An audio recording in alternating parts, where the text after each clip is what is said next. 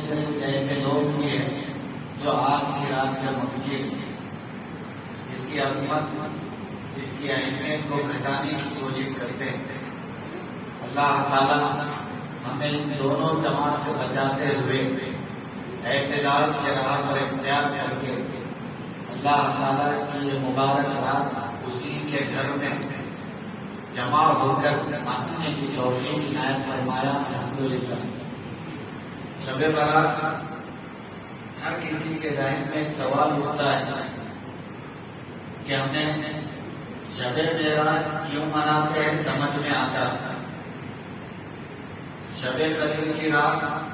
ہم کیوں مناتے ہیں، ہمیں سمجھ میں آتا ہے۔ ہم شب معراج کی رات اسی لیے مناتے ہیں کہ اس رات اللہ تعالیٰ نے اپنے حبیب پاک کو اپنے جلوے سے مالا مال کرنے کے لیے، اپنے دیدار کی نعمت عطا کرنے کے لیے مکان اور لا مکان کا سفر طے کرا کے اپنے دیدار سے مالا مال فرمایا۔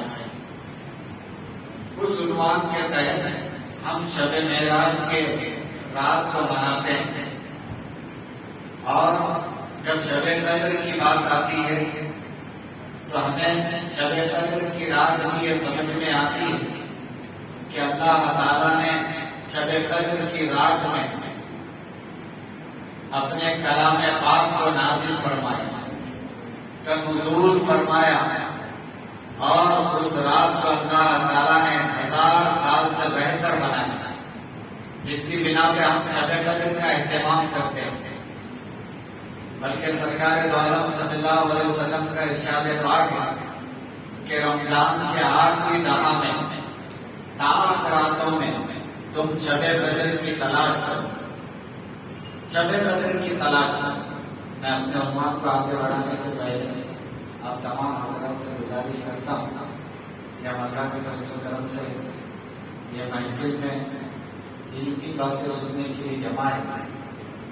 تو ہم ایک معنی میں عبادت میں، اور دوسرا مسجد کا ادب یہ ہے ہم کبھی بھی مسجد میں چاہے کچھ دیر کے لیے کیوں نہ داخل ہوں، جب مسجد میں ہم داخل ہوتے ہیں تو ہمیں اجر و ثواب تو اللہ تعالیٰ دیتا ہے، لیکن اس اجر و ثواب میں اور اضافہ کرنے کے لیے ہم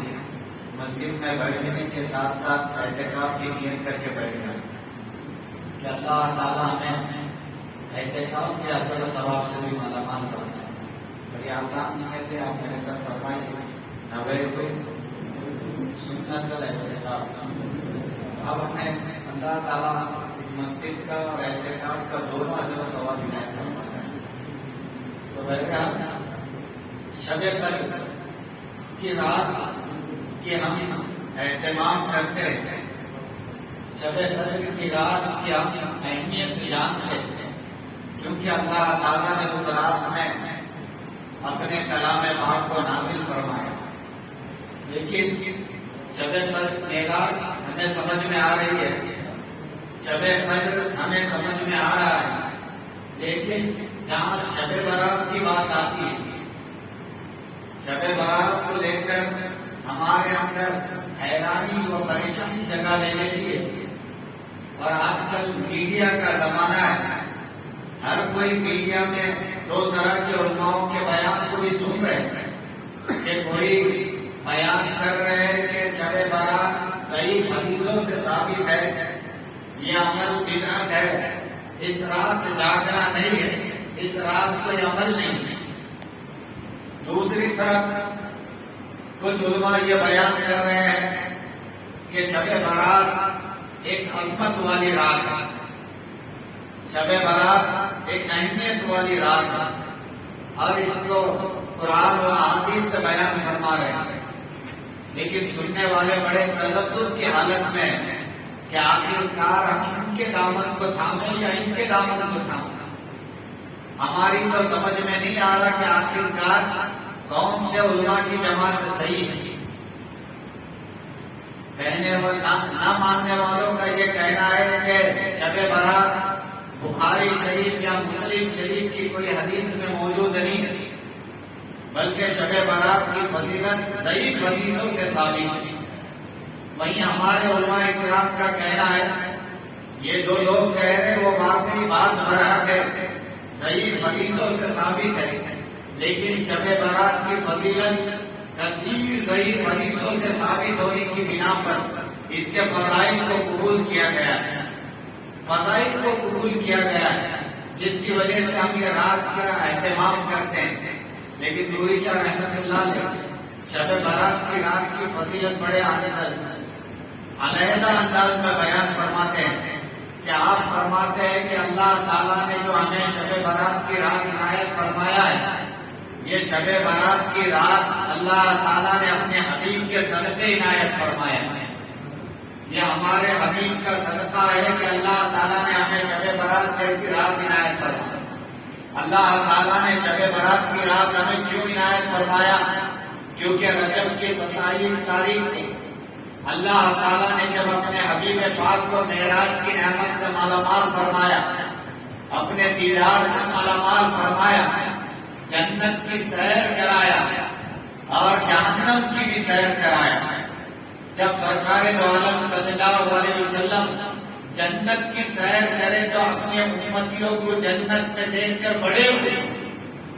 کوئی آپ کے دل میں رنجش یا غم جگہ نہیں، لیکن جب آپ کو جہنم کی سیر کرائی گئی، اور ہم واقع معراج میں سنے بھی کہ سرکار دو عالم صلی اللہ علیہ وسلم معراج کی رات جب جہنم کی سیر کرے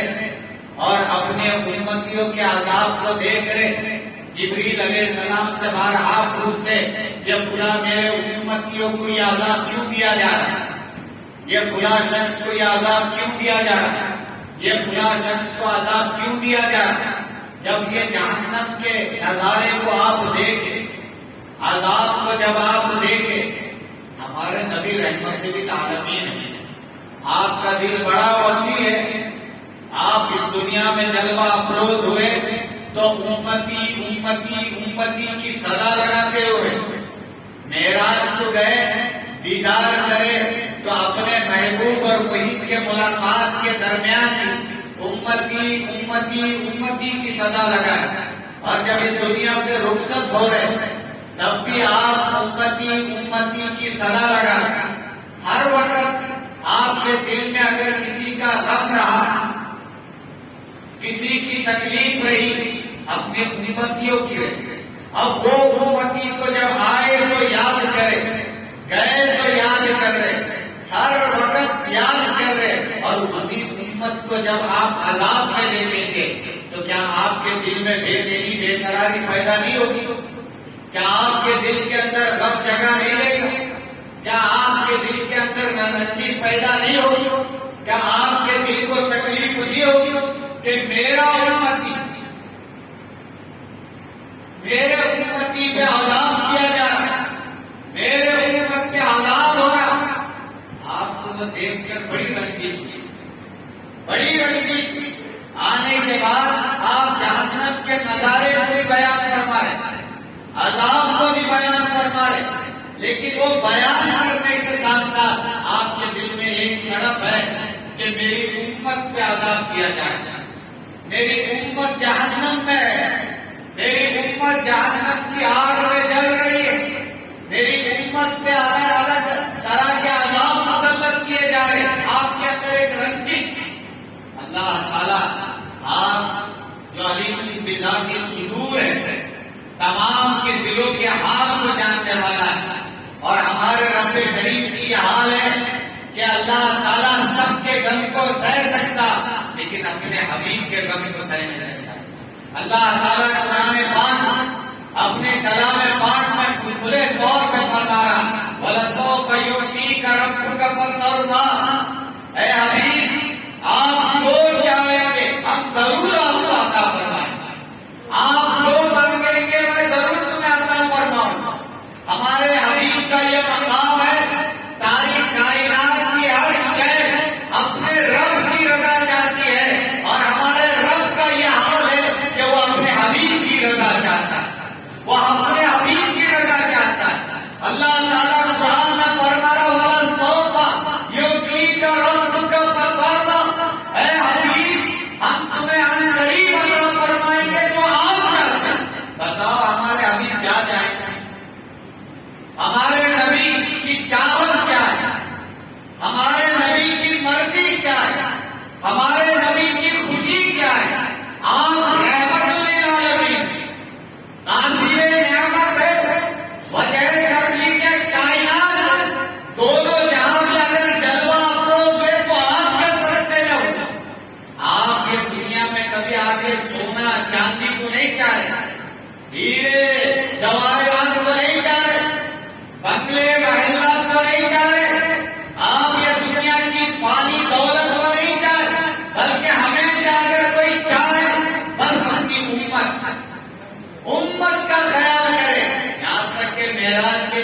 براق لایا جائے،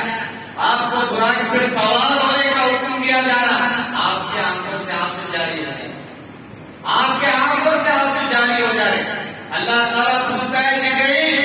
میرے حبیب کی آنکھوں سے کیوں آنسو بہ رہے؟ اللہ تعالیٰ کے حبیب فرماتے ہیں باری تعالیٰ آج میرے لیے تو براق آیا ہے، اس کی رفتار کا یہ عالم ہے کہ جہاں انہیں نظر رکھتا ہوا اس کا پہلا قدم، لیکن میری امت جب صراط پہ ہوگی تو ان کا کیا ہوگا؟ ان کا کیا ہوگا؟ میری امت پل صراط کو کیسے طے کرے؟ جبریل علیہ السلام کا اللہ تعالیٰ مدعا سناتا ہے، جبرائیل میرے حبیب کو یہ مدعا سناؤ کہ میں آپ کی امت کو پل صراط پہ بجلی کی طرح گزار دوں گا، انہیں خبر تک بھی نہیں ہوگی کہ وہ پل صراط کو گزار دیں۔ جب یہ مدعا آپ سن رہے، آپ کے چہرے پہ خوشی ظاہر ہوئی اور آپ براق پہ سوار ہو رہے، تو ہمارے نبی کی چاہت ہمارا درد ہے، ہمارا درد ہے، ہماری تکلیف ہے کہ میری امت کی دنیا برباد نہیں ہونا، میرے امتی کی آخرت برباد نہیں ہونا۔ ایک ہی چاہت آپ رکھیں، ایک ہی چاہت۔ اللہ تعالیٰ کے حبیب کی اتنا درد، وہ نبی کا یہ حال ہے، وہ جب جہنم میں اپنے امتیوں کا عذاب دیکھ کر آ رہے، آنے کے ساتھ ساتھ اپنے امتی کا درد لے کر آ رہے،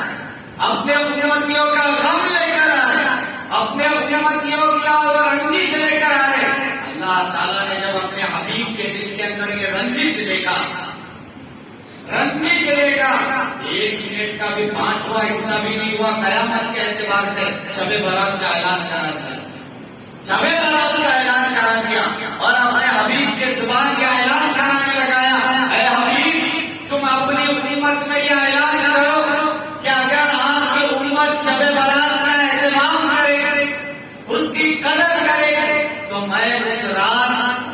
بنو کلب کے بکریوں کے ریوڑ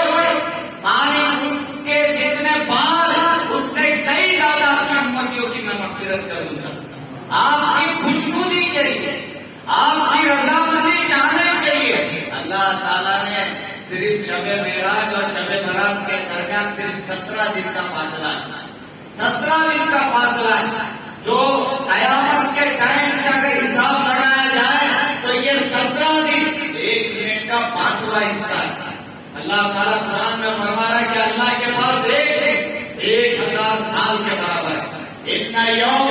اتنا ربی کا کالف سنۃ مما تعدون، ایک دن 1000 سال کے برابر ہے۔ محشر کے دن ایک دن 1000 سال کا ہوگا، اللہ کے پاس 1000 سال کے برابر ایک دن، اس کا حساب اگر 17 دن میں ڈیوائڈ کرے تو ایک منٹ کا پانچواں حصہ۔ آپ کی دل جوئی کے لیے بھی ایک منٹ بھی مکمل نہیں ہوا، اس سے پہلے اللہ تعالیٰ مدعا سنا رہا ہے، اپنے حبیب کے غم کو ہلکا کر رہا ہے،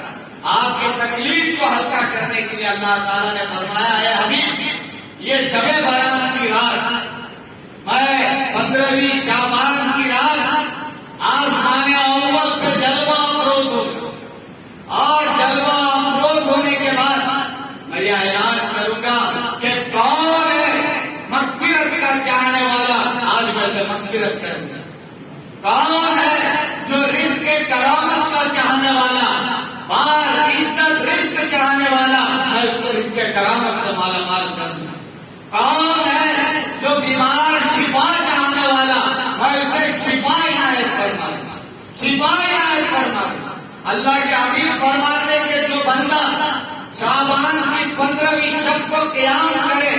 اور دن میں صیام رکھے، اللہ تعالیٰ اس کے 1 سال کے گناہوں کو معاف فرما دیتا ہے، 1 سال کے گناہوں کو معاف فرما دیتا ہے۔ تو آج کی رات بڑی بابرکت والی رات ہے،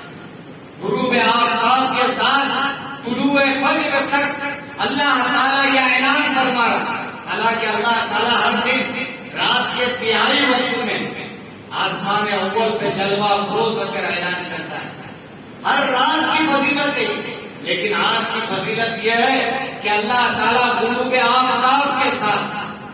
طلوع فجر تک یہ اعلان کر رہا ہے کہ مانگو مغفرت، میں مغفرت کروں گا، مانگو تمہارے رزق میں وسعت، میں تمہیں رزق دے دوں، مانگو تم شفا میں شفا دے دوں، تم جو حاجت میں مانگو میں حاجت دے دوں۔ اعلان کر رہا اللہ تعالیٰ آج کی رات شب برات کی رات در حقیقت میں آفر کی رات ہے۔ اللہ تعالیٰ ہمیں آفر دے رہا، اعلان دے رہا حبیب کے صدقے میں، لیکن یہ آفر ہمارے کو قبول نہیں ہو رہا۔ دنیا میں کئی لوگ آفر دیتے، ہمارے پی ایم صاحب نے بھی سیٹ پہ آنے سے پہلے 15 لاکھ کا آفر دیے تھے، زیرو اکاؤنٹ کھولنے کا حکم دیا، لیکن آج بھی وہ اکاؤنٹ ہمارا زیرو ہی چلے۔ انہیں زیرو اکاؤنٹ کھولو بولا، زیرو اکاؤنٹ کھولو تو جب بھی اکاؤنٹ رہے گا وہ زیرو ہی رہے گا، پھر 15 لاکھ کہاں رہیں گے؟ اکاؤنٹ میں نہیں رہیں گے، دماغ میں رہیں گے، صرف دماغ کی طرح کام کرے گا، آدمی کو بھوکلا کر دے گا۔ 15 لاکھ ڈالتا بولا 15 لاکھ بولا تھا یا 15 لاکھ بولا تھا، ابھی تک سمجھ میں نہیں آئی بات کسی، ابھی تک سمجھ میں نہیں آئی۔ لیکن لوگ اعلان سنے تو زیرو اکاؤنٹ بنانا شروع کر دیا، زیرو اکاؤنٹ بنانا شروع کر دیا۔ ہماری ایک عادت جہاں آفر آیا وہاں ہم ٹھہر جاتے، چار مینار جاتے، بات جانا چار مینار خرید و فروخت کے لیے جاتے،